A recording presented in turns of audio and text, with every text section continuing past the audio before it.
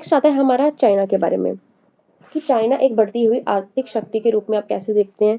ठीक है, चाइना एक ग्रेट सुपर पावर कैसे है। After the inception of the People's Republic of China 1949 में कम्युनिस्ट रेवोल्यूशन जो हुआ था चाइना में, किसकी लीडरशिप में, माओ की लीडरशिप में, it's economy was based on the Soviet model. और जो चाइना की इकोनॉमी थी वो भी किस पे बेस्ड थी, सोवियत मॉडल, जो यूएसएसआर वाला मॉडल था। ठीक है, development of China under Mao's leadership, कि चाइना की डेवलपमेंट माओ की लीडरशिप में कैसे हुई।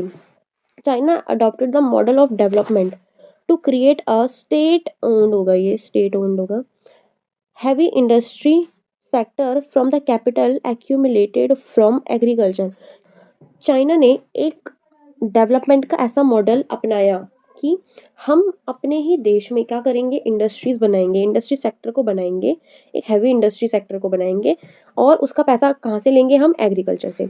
China uses all it's resources, China ने अपनी सारी रिसोर्सेज का यूज कर लिया फाउंडेशन करने के लिए industrial economy on a scale that did not exist before, और ऐसी इंडस्ट्रियल इकोनॉमी बनाने के लिए जो कि पहले कभी एग्जिस्ट ना करता हो। इसका सेकंड पॉइंट है employment and social welfare was assured to all citizens. अब उस टाइम पे क्या था कि एम्प्लॉयमेंट, रोजगार और सोशल वेलफेयर तो सब सिटीजन्स को मिला, और चाइना ने मूव करा किसकी तरफ, अहेड मोस्ट डेवलपिंग कंट्रीज। जो डेवलपिंग कंट्रीज थी उस टाइम पे उनके ही बराबर में चाइना भी बढ़ रहा था, एजुकेटिंग इट्स सिटीजन्स, अपने सिटीजन्स को एजुकेट करने में और उनको बेटर हेल्थ प्रोवाइड करने में। ठीक है, चाइना में उस टाइम पे एम्प्लॉयमेंट और सोशल वेलफेयर सबको मिल रहा था, और चाइना जो बाकी डेवलपिंग कंट्रीज थी उनके साथ ही चल रहा था अपने सिटीजन्स को एजुकेट करने में और उनको बेटर हेल्थ प्रोवाइड कराने में।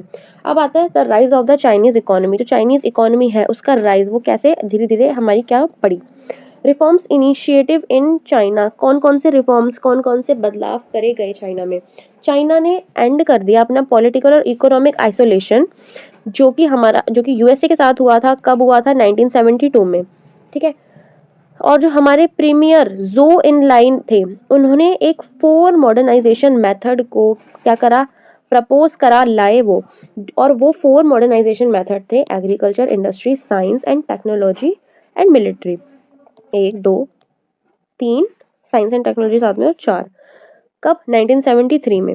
लीडर जो थे देग शाओपिंग, उन्होंने अनाउंस करी एक ओपन डोर पॉलिसी, खुली द्वार की नीति भी जिसे हम बोलते हैं, और इकोनॉमिक रिफॉर्म्स कहाँ पे, चाइना में, कब, 1978 में। एग्रीकल्चर का प्राइवेटाइजेशन कर दिया गया 1982 में, एग्रीकल्चर जितने थे वो प्राइवेट कर दिए, मीन्स जो जिसकी खेती है वही रहेगी, स्टेट का कोई भी कंट्रोल नहीं रहेगा। द प्राइवेटाइजेशन, इंडस्ट्रीज का भी प्राइवेटाइजेशन कर दिया भाई 1998 में। जो कि ट्रेड बैरियर्स थे, व्यापार को लेकर जो बैरियर्स लगा दिए गए थे उनको भी एलिमिनेट कर दिया, हटा दिया गया, सिर्फ स्पेशल इकोनॉमिक जोन्स में खाली, जहाँ पे फॉरेन इन्वेस्टमेंट क्या कर सकें, अपनी एंटरप्राइजेस, अपनी कंपनीज क्या कर सकें, सेटअप कर सकें। चाइना एक्सेशन, चाइना ने एंट्री ले ली वर्ल्ड ट्रेड ऑर्गेनाइजेशन में 2001 में, और चाइना सबसे इम्पोर्टेंट डेस्टिनेशन बन गया FDI, for foreign direct investment. ठीक है, मोस्ट इम्पोर्टेंट बन गया, कहाँ पे, anywhere in the world. China has large foreign exchange reserves that now allow it to make big investment in other countries. अब आता है downside of Chinese reform. अच्छा, तो जैसे कि हमने पिछले चैप्टर में पढ़ा था कि सोवियत यूनियन में, यूएसएसआर में शॉक थेरेपी को इंट्रोड्यूस कराया गया, जिसका मतलब था सोशलिज्म से कैपिटलिज्म की ओर जाना। ठीक है, अब थी वो एक अच्छा रिफॉर्म। ठीक है, लेकिन क्या थे कि कोई भी चीज़ की अगर एडवांटेज है तो उसके डिसएडवांटेजेस भी होते हैं। कोई भी चीज़ अगर आपको फ़ायदा करती है तो साथ ही साथ उसका नुकसान भी होता है। सोशल मीडिया अगर फ़ायदा दे रहा है तो उसका काफ़ी नुकसान भी है। ठीक है, वैसे ही चाइना में रिफॉर्म्स तो लाए गए, लेकिन हमने तो अभी तक उसकी क्या अच्छी साइड पढ़ी कि क्या क्या चाइना में हुआ, कैसे कैसे चाइना एक डेवलप्ड कंट्री बना, लेकिन अब उसके डाउन साइड भी पढ़ते हैं। ठीक है, not everyone in China has receive the benefit of reforms. जो भी बदलाव लाए गए वहाँ पे, हर किसी को भी वो चीज़ नसीब नहीं हुई। अनएम्प्लॉयमेंट क्या हुई, चाइना में बढ़ गई, बेरोजगारी बढ़ गई, और 100 मिलियन से ज्यादा लोग क्या हो रहे थे उस टाइम पे, जॉब्स ढूंढ रहे थे। ठीक है, फीमेल एम्प्लॉयमेंट और कंडीशंस वर्क की क्या थी, सेटिस्फैक्टरी नहीं थी, मींस औरतों के लिए एम्प्लॉयमेंट और काम करने की सुविधाएं क्या थी वहाँ पे, सही नहीं थी। Rise in economic inequality, economic inequality क्या होगी, बढ़ गई, भेदभाव बढ़ गया, किसको लेके, इकोनॉमी को लेके, किसके बीच में, रूरल और अर्बन रेसिडेंट्स के, गांव वाले और शहर वाले लोगों के बीच में, और किनके बीच में, कोस्टल और इनलैंड प्रोविंसेस, जो कि कोस्टल साइड रहते हैं उनके बीच में, ठीक है। Development activities have caused a lot of degradation of environment, और जो कि डेवलपमेंट को लेके एक्टिविटीज बोली गई थी, ठीक है। आप इंडस्ट्री बनाएंगे, ठीक है, फैक्ट्रीज बनाएंगे, तो क्या होगा, और इन्वायरमेंट का तो नुकसान ही होगा। तो इस वजह से क्या हुआ, उस टाइम पे काफी ज्यादा इन्वायरमेंट को नुकसान पहुंचा। उसके बाद करप्शन क्या हो गई, बढ़ गई, करप्शन इंक्रीज, कहाँ पे, सोशल लाइफ में और एडमिनिस्ट्रेटिव में, ठीक है। चलो नेक्स्ट स्लाइड में चलते हैं अब हम। China is emerging power of the world, China एक बढ़ती हुई आर्थिक शक्ति, एक बढ़ती हुई सुपर पावर कैसे है। Huge size in terms of area, area अगर हम एरिया की बात करें तो चाइना क्या है, काफी ह्यूज है। वर्ल्ड ट्रेड ऑर्गेनाइजेशन WTO का मेंबर बन गया था 2001 में। One of the world's largest economy है, वर्ल्ड की क्या है, एक लार्जेस्ट इकोनॉमी में आता है आपका चाइना। जापान, USA, आसियान और रशिया क्या है, forgotten their outstanding issues with China ahead all of all trades, जो भी उनके इशू थे सब भूल चुकी हैं वो। चाइना एक न्यूक्लियर पावर कंट्री है, चाइना परमानेंट मेंबर है सिक्योरिटी काउंसिल का। चाइना ने कंट्रीब्यूट किया था आसियान की स्टेबिलिटी इकोनॉमीज कब, 1997, जब आसियान में फाइनेंशियल क्राइसिस हो गए थे।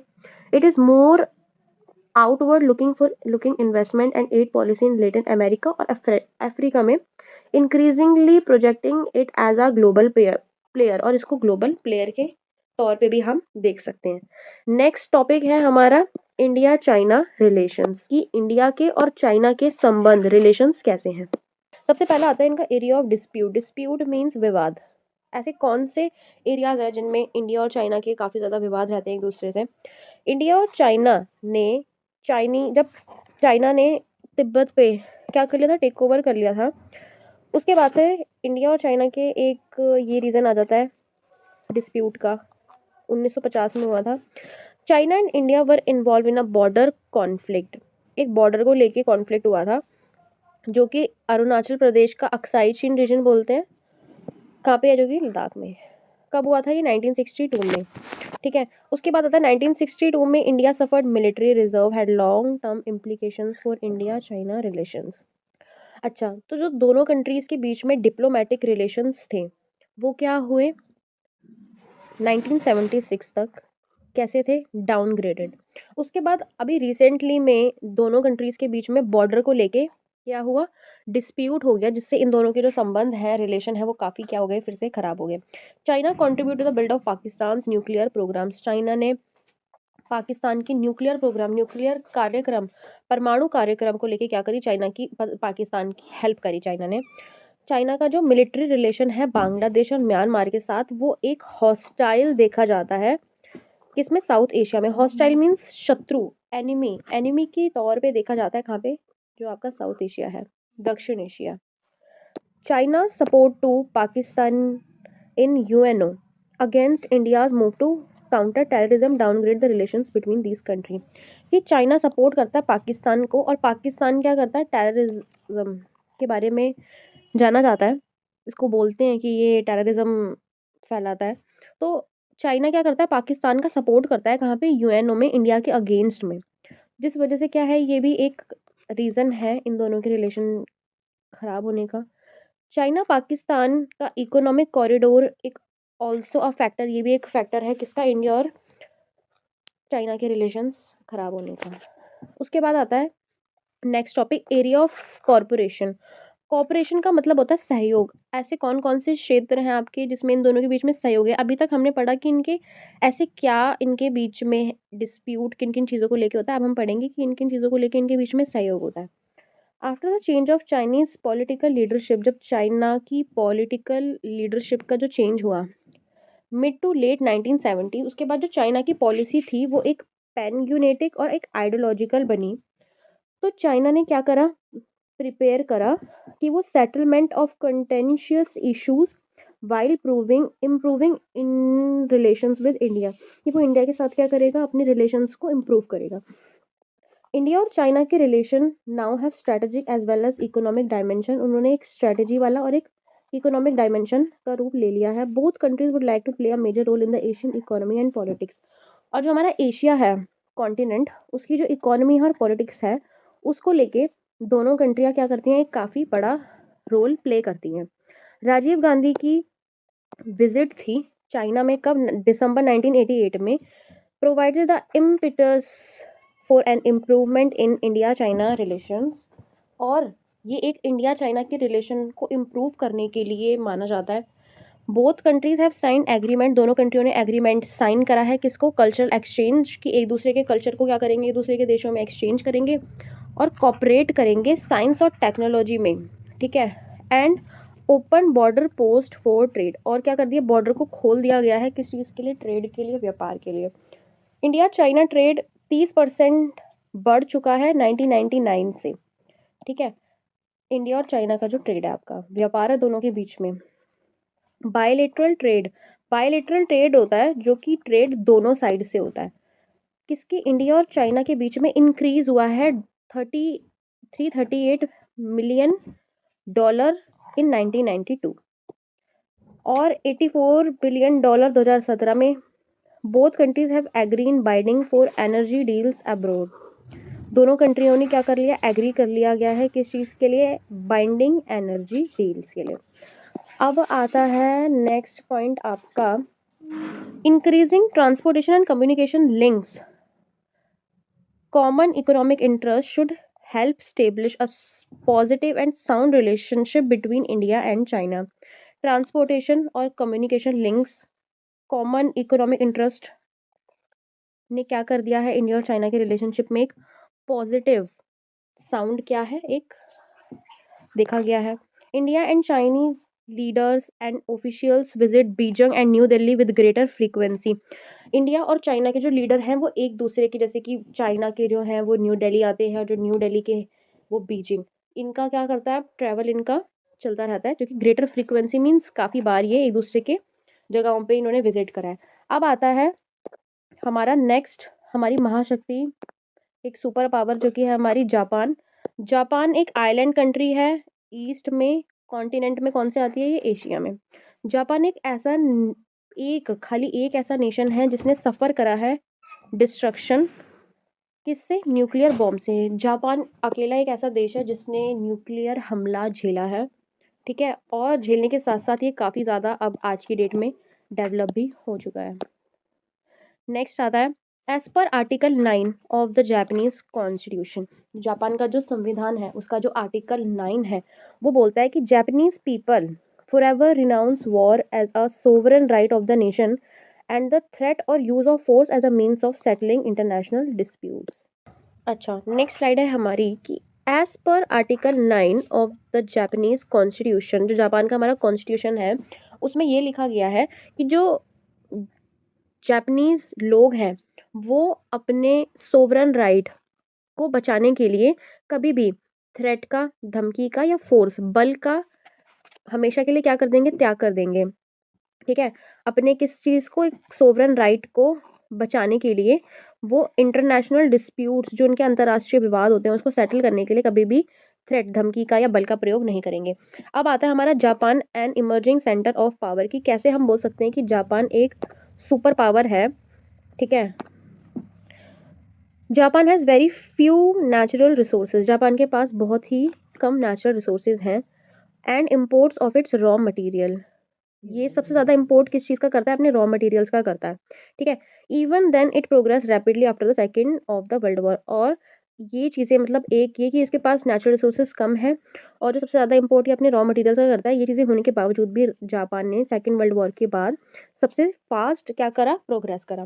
फेमस जापानीज ब्रांड जैसे कि Sony, Panasonic, Canon, Suzuki, Honda, Toyota, Mazda, ये क्या है, एक रेप्यूटेड ब्रांड्स हैं, रेप्यूटेड कंपनीज हैं जो कि क्या करती हैं, हाई टेक्नोलॉजी प्रोडक्ट्स बनाने के लिए जानी जाती हैं। Japan became a member of the OECD, कब, 1964 में। ये काफ़ी ज़्यादा इम्पोर्टेंट है आपका कि जापान OECD का मेंबर कब बना। OECD है Organisation for Economic Cooperation and Development, इसका मेंबर जापान कब बना? 1964 में। 2017 में ये थर्ड लार्जेस्ट इकोनॉमी था पूरे वर्ल्ड की। ये G7 मेंबर है। It is the only Asian member of the G7। Asia के खाली खाली पूरे एशिया में एक जापान ही है जो G7 का क्या था? Member. It is the 11th most populous nation in the world. ये 11th नंबर पे सबसे ज़्यादा पॉपुलस नेशन आता है पूरे वर्ल्ड में। सेकंड लार्जेस्ट कंट्रीब्यूटर है यूएन बजट में। जापान का जो मिलिट्री एक्सपेंडिचर है, मिलिट्री पे जो उसका खर्चा है वो क्या है? 1% है उसकी पूरी जीडीपी का, और ये 7th लार्जेस्ट है पूरे वर्ल्ड में। Japan has had a security alliance with USA since 1959। और जापान का क्या है? सिक्योरिटी अलायंस है किसके साथ? यूएसए के साथ। कब से? 1951 से। नेक्स्ट हम पढ़ते हैं साउथ कोरिया। साउथ कोरिया, ये कि साउथ कोरिया आपकी एक उभरती हुई महाशक्ति कैसे है, सुपर पावर कैसे है, कैसे आप इसको बोल सकते हो? South Korea, the Korean Peninsula was divided into South Korea, जिसको रिपब्लिक ऑफ कोरिया बोलते हैं, नॉर्थ कोरिया को Democratic People's of Republic Korea बोलते हैं। जब आपका सेकेंड वर्ल्ड वॉर का एंड हुआ था उसके बाद जो आपका कोरियन पेनिनसुला है वो भी दो पार्ट्स में डिवाइड हो गया था, साउथ और नॉर्थ। साउथ वाले को रिपब्लिक ऑफ कोरिया बोलते हैं, नॉर्थ वाले को Democratic People's Republic of Korea बोलते हैं। It is located in the continent of Asia. और ये कहाँ पे, कौन से कॉन्टिनेंट में लोकेट होता है? एशिया में। The capital of the Republic of Korea, south Korea, is Seoul. ठीक है, जो साउथ कोरिया है उसकी कैपिटल क्या है? सियोल। थ्रू विच द हान रिवर पासिस। हान रिवर जो है आपकी, हान नदी, वो क्या होती है? यहाँ से पास होती है। South Korea an emerging centre of power. 1960 से 1980s के बीच में rapidly developed into an economic power. बहुत तेजी से डेवलप हुआ है ये एक आर्थिक शक्ति के रूप में। Which is termed as miracle on Han River. और इसको हम टर्म जो उसको देते हैं हम, वो है एक मिरेकल। मिरेकल मीन्स चमत्कार। किस पे? हान नदी पे। ये काफ़ी इंपॉर्टेंट है ये वाला, कि हान नदी पे चमत्कार किसे बोलते हैं। नेक्स्ट है South Korea became a member of the OECD। कब? 1996 में। OECD की फुल फॉर्म हमने पढ़ी थी, Organisation for Economic Cooperation and Development. ठीक है, 1996 में उसका मेंबर बना था ये। 2017 में इसकी इकोनॉमी थी 11th लार्जेस्ट पूरे वर्ल्ड में, और 2017 में इसका जो मिलिट्री एक्सपेंडिचर था वो क्या था? 10th लार्जेस्ट था। ठीक है, according to the Human Development Report 2016, जो आपकी ह्यूमन डेवलपमेंट रिपोर्ट थी 2016 की HDI, उसमें आपका साउथ कोरिया रैंक करता है 18वें नंबर पे। मेजर फैक्टर जो रिस्पॉन्सिबल होते हैं कि यहाँ पे सबसे ज़्यादा हाई ह्यूमन डेवलपमेंट है, वो है आपका यहाँ पे सक्सेसफुल लैंड रिफॉर्म्स है, यहाँ पे रूरल डेवलपमेंट है, ठीक है, एक्सटेंसिव ह्यूमन रिसोर्स डेवलपमेंट है, और रैपिड इक्विटेबल इकोनॉमिक ग्रोथ है। साउथ कोरिया के जो आपके ब्रांड है वो है सैमसंग, LG, Hyundai, पिकम, रेन्यू इन इंडिया। ये भी काफ़ी ज़्यादा रेप्यूटेड ब्रांड्स हैं। ठीक है, साउथ कोरिया की। तो स्टूडेंट्स, यहाँ पे होता है हमारा ये चैप्टर एंड। आई होप आपको वीडियो समझ आई होगी, और इस वीडियो के ये आपके 1 मार्कर क्वेश्चंस भी हैं यहाँ पे, ये हम डिस्कस करेंगे नेक्स्ट वीडियो में। अगर आपको वीडियो समझ आए या कुछ भी डाउट हो तो आप कमेंट्स में पूछ सकते हैं। आई होप आप लोगों को वीडियो अच्छी लगी हो। अगर आपको वीडियो अच्छी लगे तो like, comment, share and subscribe the channel. Thank you so much.